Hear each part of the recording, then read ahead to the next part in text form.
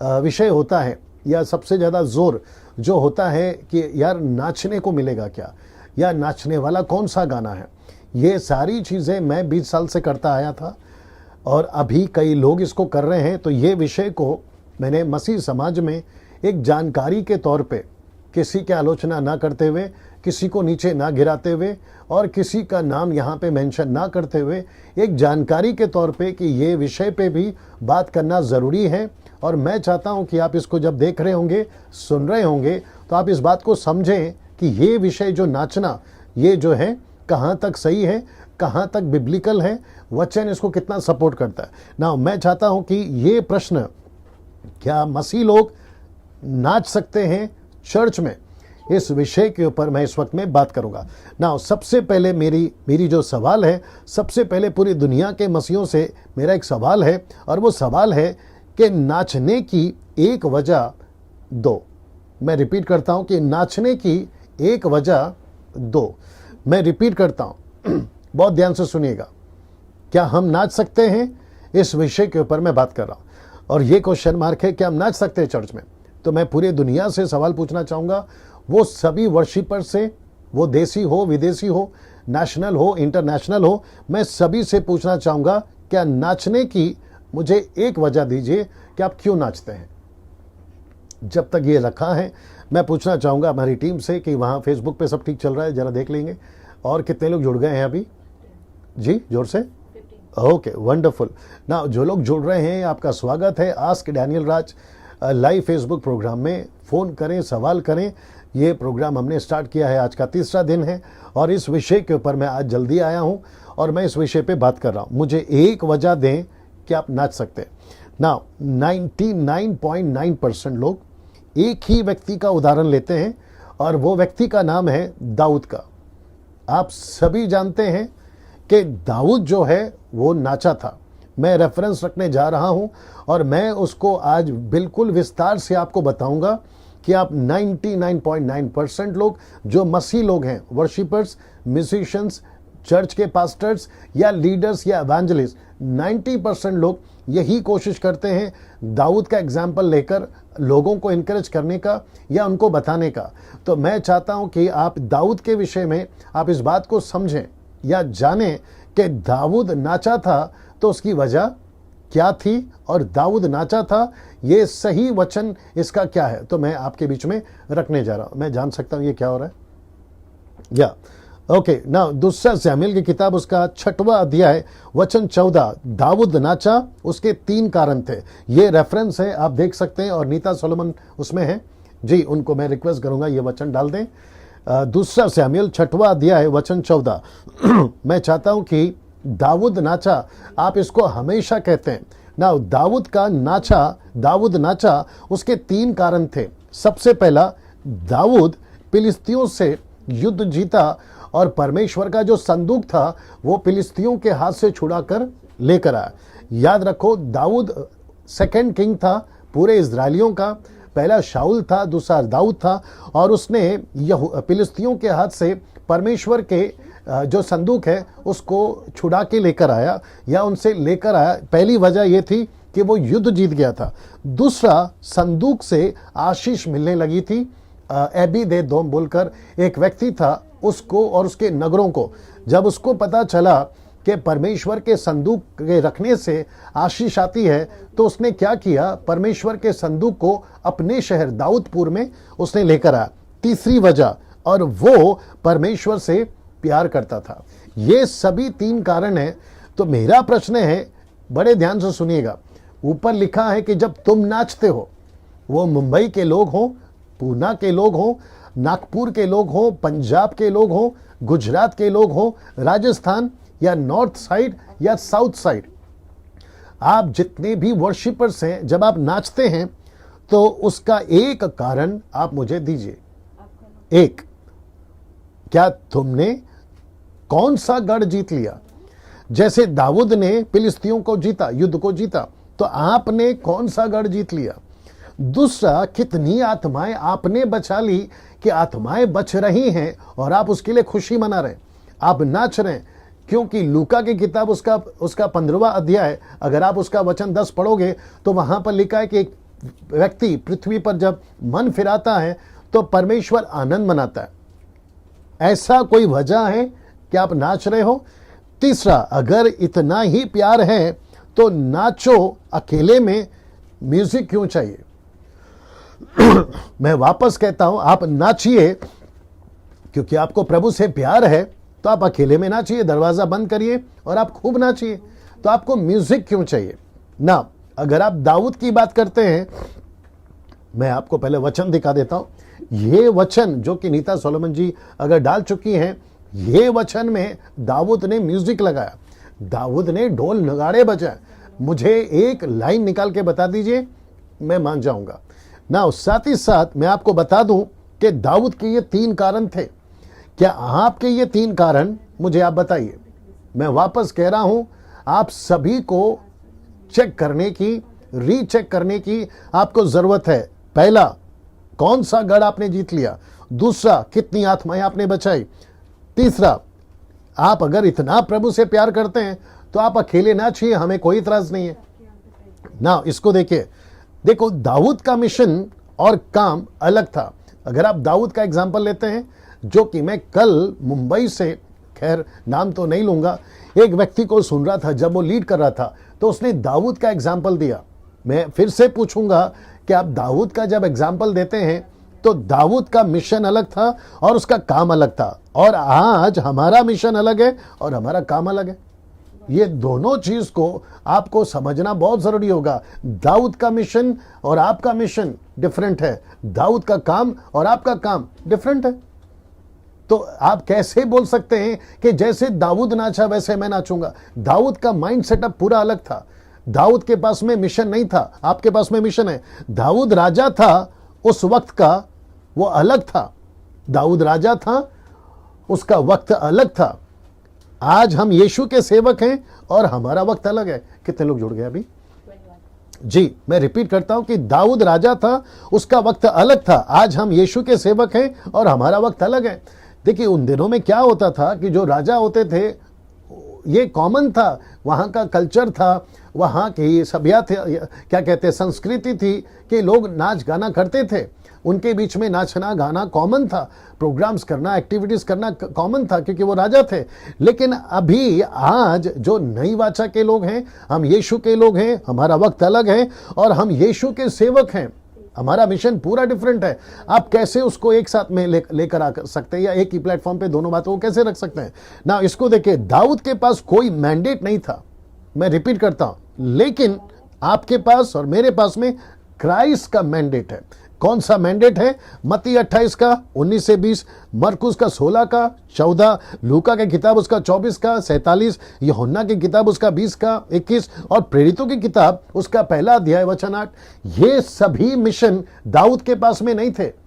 ये मिशन नहीं था उसका पास में, उसके पास में ऐसा कोई मैंडेट नहीं था। लेकिन आप सभी के पास में मैंडेट है। किसका मैंडेट है? वो क्राइस्ट का मैंडेट है। मेरा प्रश्न है, जब आप इन सभी चीजों में बिजी हैं, एक विश्वासी का उद्धार होने के बाद, एक विश्वासी यीशु को अपनाने के बाद, उसका अगला कदम और उसका नेक्स्ट स्टेप क्या है? मत्ती 11, 28 और 29 वहां लिखा है, हे बोझ से दबे लोगों मेरे पास आओ, मैं तुम्हें विश्राम दूंगा। लेकिन वचन 29 कहता है कि जो मेरा जुआ उठाएगा, मतलब हमको अपना बोझ यीशु को देना है और यीशु का सेवा का बोझ अपने ऊपर उठाना है। यही तो कॉन्सेप्ट है मसीहत का। लेकिन हम क्या कर रहे हैं? 90%, मैं कहना चाहूंगा 90% लोग यही कर रहे हैं, मसीह में आते हैं इंजॉयमेंट के लिए, मसीह बनते हैं टाइम पास के लिए, मसीह बन जाते हैं और उनको ऐसा लगता है कि अभी हमें कुछ नहीं करना है, यीशु से प्रार्थना करनी है, आशीष पानी है, चंगाई पानी है, विदेश जाना है और अपने बिजनेस को बढ़ाना है। ये नहीं है मसीहत। आप ये सब प्रभु दे देगा, लेकिन आपका मकसद है ये सारे चीजों को पूरा करना। मेरा प्रश्न है, मत्ती 28 का 19 से 20 में क्या लिखा है? यीशु ने कहा, जाओ सब जाति के लोगों को चेला बनाओ, उन्हें पिता पुत्र पवित्र आत्मा के नाम से बपतिस्मा दो, मेरी बातें उन्हें सिखाओ। अगर आप इसमें बिजी हैं तो फिर आपको नाचने का टाइम कहां पर है बताइए? दूसरा, मरकुस का 16-14 कहता है, पूरे जगत के लोगों को सुसमाचार सुनाओ। अगर आप सुसमाचार सुना रहे हैं, आप उसमें बिजी हैं, तो फिर आपको नाचने का टाइम कहां से मिलेगा? वो छोड़िए। लूका 24:47 क्या कहता है? यरूशलेम से लेकर पूरी दुनिया में एक ही व्यक्ति का प्रचार होगा और वो है यीशु का। जब आप सेविकाई में हैं, आप मिशन में हैं, आप गांव के गांव को जीत रहे हैं, चारों तरफ से आपको क्लेश है, लोग आपकी विरोध में बातें भी करते हैं, और आपके पास में डिसाइपलशिप का ट्रेनिंग है, चर्चेस हैं, आपके पास में इतना टाइम कहाँ है सर ये सब करने के लिए? ये नाचना कूदना वही लोग करते हैं जिनके पास में ये मिशन नहीं है। ओपन एंड क्लियर बात है। मैं वापस कहता हूं कि वही लोग करते हैं जिनके पास में ये मिशन नहीं है ना। इसको देखिए, एक फैशन सा बन गया है नाचना। मैं रिपीट करता हूं, एक फैशन सा बन गया है क्या करना? नाचना ही है। अगर कॉन्सेप्ट चल रही है वर्शिप, तो सबसे पहला ये प्रश्न उठता है कि कौन से वर्शिपर्स, क्योंकि 20 साल मैंने भी वही किया, तो वर्शिपर जो होता है ना, वो गाने सेलेक्ट करता है कि कौन से रिदम और कौन सा गाना जो हम प्ले करेंगे या गाएंगे जिसमें पब्लिक खूब नाचेगी। तो मुझे ऐसा लगता है कि एक ट्रेंड सा बन गया है कि नाचना ही है। मैं तो वचन के ऊपर आऊंगा बाद में, नाचना ही है। मुझे नहीं समझ में आता है ये फैशन आप लोगों ने क्यों बना दिया। अगर चर्च की वर्शिप है 2 घंटा, तो कम से कम 1 घंटा तो खूब नाचते हैं। मुंबई का एक चर्च है, नाम नहीं बताऊंगा, पास्टर को अच्छे से जानता हूं, नाम नहीं बताऊंगा। उनके चर्च में कम से कम 1 घंटा सिर्फ नाचना है, और जैसे ही नाचना खत्म हो जाता है, कलीसिया पूरी थक जाती है। वर्शिप पर किसी का ध्यान नहीं रहता है, वचन के प्रचार पर किसी का ध्यान नहीं रहता है, और कलीसिया के वहां के लोगों ने शिकायतें करी है कि यहां पर यही होता है। अब आप सोच के देखिए, एक फैशन सा बन गया है नाचना ना। इसको देखिए, चाहे चर्च हो, मीटिंग हो, वर्शिप कॉन्सर्ट हो या कन्वेंशन हो, नाचना ही है। अगर नहीं नचाया वर्शिपर लीडर ने, तो वो मीटिंग सक्सेस नहीं है। ये तक सुना है मैंने। अगर चर्च का वर्शिप लीडर अगर नहीं नचा रहा है, आप सोच के देखिए जितने लोग अभी मुझे देख रहे हैं, अभी कितने लोग जुड़ गए जी ना। लोग कहते हैं अगर आपने नहीं नाचाया तो वर्शिप लीडर को चेंज करो। तो नाचना एक फैशन सा हो गया है। आप ये भी बात को समझने की कोशिश करिए ना। इसको देख लीजिए, जिसके लिए आप नाचते हो, ये प्रश्न उठता है, आप जिसके लिए नाचते हो यानी परमेश्वर, खुद परमेश्वर अभी क्या कर रहा है? क्या आपने कभी सोचा है? पिता, पुत्र, पवित्र आत्मा, ये तीनों क्या कर रहे हैं? आप सोच के देखिए। मैं रिपीट करता हूं, ये स्लाइड को मैं कुछ सेकंड के लिए रख रहा हूं और मैं जानना चाहता हूं यहां सब ठीक है? ओके नाउ, जिसके लिए आप नाचते हो वो परमेश्वर खुद अभी क्या कर रहा है? कभी आपने सोचा है? मैं मुंबई के वर्शिपर को पूछ रहा हूं, मैं नागपुर और पूना के वर्शिपर को पूछ रहा हूं, मैं क्या कहते हैं, पंजाब और गुजरात और राजस्थान और नॉर्थ और साउथ, आपका आंध्र प्रदेश, आपका तमिलनाडु और आपका क्या कहते हैं उसको तेलंगाना या तेलुगु जो है, उन सभी को, कर्नाटका से भी, मैं उन सभी को पूछ रहा हूं कि आपका परमेश्वर, आप जिसके लिए नाचते हैं, वो खुद परमेश्वर अभी क्या कर रहा है? आपने कभी सोचा? आइए मैं आपको बताता हूं कि पिता, पुत्र, पवित्र आत्मा क्या कर रहे हैं। अगर यहां पे कोई कमेंट्स कर रहे हैं तो मैं उनको रिक्वेस्ट करूंगा कि कमेंट्स वहां ना करें। आपको कॉल करना है, जो नंबर दे दिया गया है, आप उस पर कॉल करके आप जो है सवाल पूछ सकते हैं। वहां पे कमेंट्स पे सवाल ना पूछे ना। पिता परमेश्वर, आप जिसके लिए नाच रहे होते हैं ना, वो रो रहा होता है। आइए मैं आपको बताता हूं, यिर्मयाह की किताब उसका 14-17, और मैं रिक्वेस्ट करूंगा नीता सोलोमन जी इसको डाल दे ना। यहां पे लिखा है कि तू उनसे ये बातें कह, मेरी आंखों से दिन रात आंसू लगातार बहते रहते हैं, वे ना रुके। ये कौन है जो रो रहा है? ये आपका परमेश्वर यहोवा, ये परमेश्वर पिता, जिसको आप सर्वशक्तिमान परमेश्वर कहते हैं, वो खुद रो रहा है। ये रेफरेंस है। अगर वो तब रो रहा था अपने इजरायलियों के लिए, अपने लोगों के लिए, तो वचन ये भी कहता है, जो मैंने यहां नहीं डाला है, 2 पत्रस 3 अध्याय वचन 19, वहां पर लिखा, क्षमा करें, 2 पत्रस 3 अध्याय वचन 9, वहां लिखा है कि परमेश्वर नहीं चाहता कि एक भी नाश हो, परमेश्वर चाहता है कि सबका उद्धार हो, और वो धीरज रखा है। यह परमेश्वर की मर्जी है। इसलिए तो लिखा है, परमेश्वर ने जगत से, यूहन्ना 3:16, उसने इतना प्यार किया कि उसने अपना इकलौता बेटा दे दिया।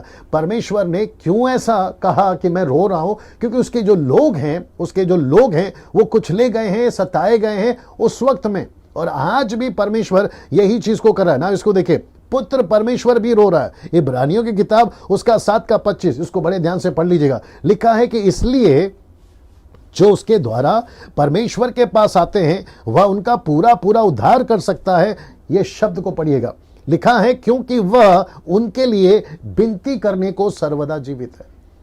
यह विनती इंग्लिश वर्ड है इंटरसीड, प्रार्थना, मध्यस्थी। इसका मतलब है कि एक मध्यस्थी कहती है, अगला वचन बता दूंगा, एक मध्यस्थी कैसी होती है, आप इस बात को समझने की कोशिश करिए। यीशु मसीह ऊपर बैठा कॉफी नहीं पी रहा है, यीशु मसीह ऊपर बैठा लूडो नहीं खेल रहा है, यीशु मसीह ऊपर बैठा कैरम बोर्ड नहीं खेल रहा है, वो मध्यस्थी कर रहा है। ये आपको समझना होगा। जब यीशु खुद मध्यस्थी कर रहा है नाश होने वाले लोगों के लिए, परमेश्वर पिता रो रहा है नाश होने वाले लोगों के लिए, मैं पूछना चाहूंगा फिर आप नाच कैसे सकते हैं चर्च के अंदर? ये नाचने का कॉन्सेप्ट कहां से लेकर आ गया आपने?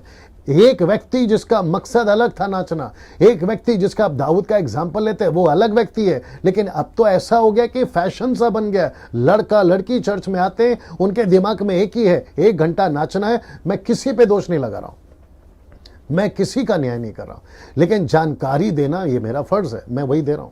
आपको जैसा ठीक लगता है आप लीजिए, मेरा प्रोग्राम देखना है देखिए, नहीं देखना है आप स्विच ऑफ कर दीजिए या फिर आप कहीं और को देखिए, लेकिन कम से कम एक बार बैठ के सोचिए कि जिसके लिए आप नाच रहे हैं वो खुद परमेश्वर कैसा है ना। इसको देखिए लूका की किताब उसका 19:41 में, जो कि यीशु मसीह रोए, लिखा है he saw the city and he wept.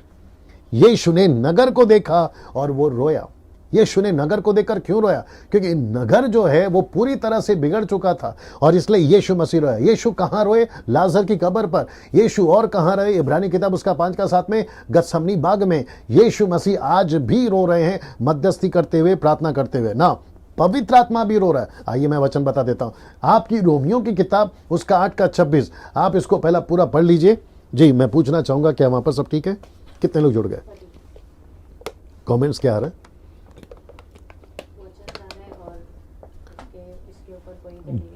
Ji ji good. और यहाँ पे कॉल्स आ रहे हैं, सब ठीक है? Okay okay.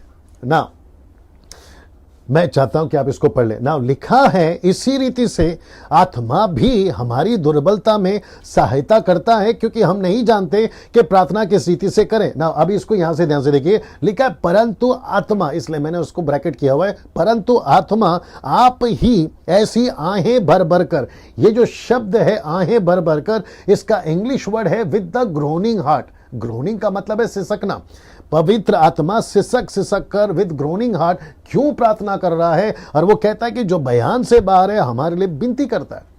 तो इसका मतलब है आप जब नाच रहे होते हैं, आप जब नाच रहे होते हैं, आपका परमेश्वर क्या कर रहा होता है, पिता क्या कर रहा होता है, पुत्र क्या कर रहा होता है, पवित्र आत्मा क्या कर रहा होता है? वो रो रहे होते हैं। ये वचन बता दिया, ये वचन बता दिया और ये वचन बता दिया। अब आप सोच के देखिए आपको नाचने की वजह कहां मिलती है? मिशन ठप पड़ा है। आत्माओं को जीतना ना के बराबर है। शहर के शहर कई तरीके से पाप में, अंधकार में, ऊपर से आप 220 लोगों को, 200 या 500 लोगों को लेकर या आपके कॉन्सर्ट में लेकर, जहां आपके टिकट की 500 रुपए की रेट, 1200 1000 रुपए की रेट लगाकर आप उसको सेल करते हैं, और वही क्रिश्चियंस आते हैं, विश्वासी वही होते हैं आपकी मीटिंग में, उसकी मीटिंग में। मैं खैर नाम तो नहीं लूंगा, बहुत सारे कॉन्सर्ट्स मुंबई शहर में होती है, पूना में होती है, अभी भी कुछ चल रही होगी, नागपुर में होती है, अहमदनगर वहां पे होती है, पंजाब गुजरात में होती है। आप ये सबको क्यों नहीं ध्यान देते ना? इसको देखिए, पूरे नए नियम में मुझे एक वचन निकाल के, मैं रिपीट करता हूं, पूरे नए नियम में मुझे एक वचन निकाल के कोई दिखा दे कि नाचने को कहा है। एक वचन निकाल के बता दिए, आप जो बोलोगे मैं हार जाऊंगा। एक वचन निकाल के बताइए न्यू टेस्टमेंट से कि आप वर्शिप में नाच सकते हैं। बिब्लिकल स्क्रिप्चर है ही नहीं है सर, आप क्या बात करते हैं? बिब्लिकल स्क्रिप्चर है ही नहीं है नाचने के बारे में ना। इसको देखिए, अगर आपको नाचने का इतना ही शौक है तो अकेले में जो करना है आप करो, आपको कोई नहीं रोकता है। दाऊद नाचा था अकेला, सबके सामने नाचा, लेकिन अकेला नाचा। उसने कोई म्यूजिक नहीं लगाया, उसने किसी प्रकार का जो है डीजे का बीट्स नहीं लगाया, वो नाचा। आपको प्यार है ना प्रभु से, आप अपने कमरे में जाइए, खूब नाचिए। आप दूसरों को इकट्ठा करके सबके सामने क्यों नाचना चाहते हैं? म्यूजिक ही क्यों चाहिए आपको नाचने के लिए?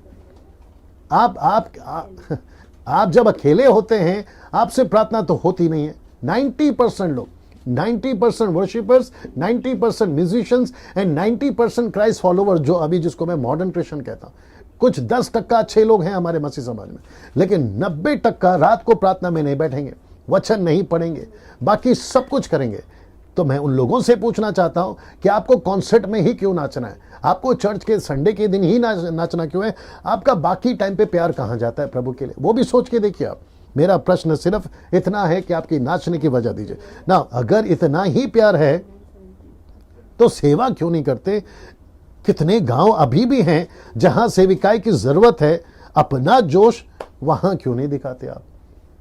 जब आप वर्शिपर जो लीड कर रहा होता है ना, मैं उनसे भी बात करूंगा, जब आप पुलपिट पे खड़े होकर बोलते हैं ना कि कितने लोग यहां पर हैं जो प्रभु से प्यार करते हैं, तो फिर मैं पूछना चाहूंगा कि फिर वो गांव का गांव जो प्रभु के बगैर पड़ा है, नाश की तरफ जा रहा है, फिर वहां पर क्यों नहीं भेजते आप? आपका जोश सिर्फ माइक में दिखता है, आपका जोश सिर्फ कॉन्सर्ट में दिखता है, आपका जोश सिर्फ म्यूजिक बजता है तब दिखता है, बाकी टाइम पे आपका जोश कहां जाता है? ये कितने गांव अभी भी हैं। मुझे राजस्थान से कॉल आते हैं, मुझे झारखंड से कॉल आते हैं, मुझे कलकत्ता से कॉल आते हैं, अपने बिहार से कॉल आते हैं, और वो पूछते हैं कि पास्टर जी यहाँ कोई कलीसिया नहीं है, आप कोई कलीसिया का एड्रेस बताइए। मैं कैसे बताऊं? कितने सारे लोग हैं जो बिना यीशु के अभी भी हैं, तो आप अपना जोश वहां पर क्यों नहीं दिखाते भाई ना? इस अगला देखिए, एक आखिरी वचन जो कि इससे कनेक्टेड है, फिर मैं दूसरे मुद्दे पर आ रहा हूं क्योंकि मुझे 9 बजे अपना जो है स्टार्ट करना है ना। एक आखिरी वचन, पहला कुरिन्थियों उसका 14 का 33 को देखते हैं यहां पर, क्योंकि परमेश्वर गड़बड़ी का नहीं परंतु शांति का करता है। मैं रिपीट करता हूं, क्योंकि परमेश्वर गड़बड़ी का नहीं परंतु शांति का करता है। और इंग्लिश वर्ड कहता है, for God is not the author of confusion but peace. परमेश्वर गड़बड़ी का परमेश्वर नहीं है, for God is not a author of confusion but of peace. तो ये जो पीस है ये चर्च में दिखनी चाहिए, ये जो शांति है ये चर्च में दिखनी चाहिए। अविश्वासी जब चर्च में आएगा ना, तो उनके जो भी जिनकी वो आराधना करते हैं, वो चाहे हिंदू हो, मुस्लिम हो, बुद्धिस्ट हो, सिख हो, उनके सबके दिमाग में रहता है ईश्वर मतलब ऐसा, परमेश्वर मतलब ऐसा, उनके दिमाग में रहता है। लेकिन जब वो चर्च में आते हैं, खास करके पेंटिकॉस्टल चर्च में, तो वहां पर इतना धूम धड़ाका होता है। और मैं आपको बता दूं, मैं रिक्वेस्ट करूंगा कि एक वचन को अगर आप लोग में से कोई फ्री है तो पढ़े मेरे लिए। पहला कुरिन्थियों की किताब उसका 14 का 26 से पढ़िए। और मैं रिक्वेस्ट करूंगा नीता से, पहला कुरिन्थियों उसका 14 का 26, पहला कुरिन्थियों 14 का 26, फर्स्ट कुरिन्थियन 14 का 26। अभी कुछ लोग कहेंगे कि ये कॉन्टेक्स्ट अलग है, पहला कुरिन्थियों 14 का 26, ये कॉन्टेक्स्ट अलग है कि परमेश्वर गड़बड़ी का नहीं शांति का करता है। मैं आपको बता देता हूं कि ये नाचने से, आपके वर्शिप से और आपकी वो सभी एक्टिविटी से कनेक्टेड है। मैं कॉन्टेक्स्ट में बात करूंगा, मैंने पहले दिन ही बता दिया।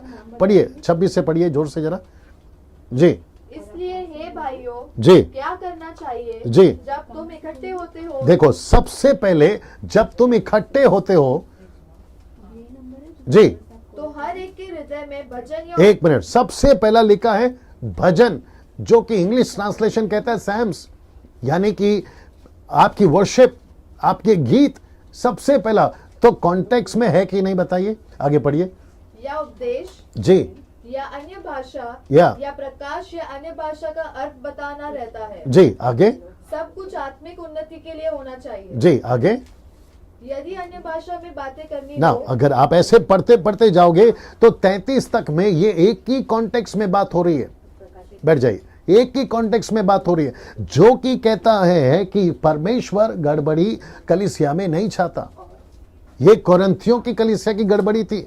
अब इससे हम ये सीख सकते हैं कि परमेश्वर आज भी वही है। कोरिन्थी की कलीसिया खैर वहां पे ग्रीस में होगी अभी भी, लेकिन आप मुंबई से हैं, आप भारत से हैं, और वो कहता है कि मुझे गड़बड़ी नहीं चाहिए मेरी कलीसिया में। सो शिष्टता मेंटेन करिए। मैं रिपीट करता हूं, जैसी नाच आज चल रही है वैसी नाच आपको परमेश्वर का वचन इजाजत नहीं देता, नहीं देता। आगे आपकी मर्जी है, आपको जैसा ठीक लगता है आप कर सकते हैं। मैं किसी को जबरदस्ती हाथ पकड़कर नीचे नहीं बिठा सकता या रोक नहीं सकता। मेरा काम है आपको जानकारी देना, ये मैंने जानकारी दी है।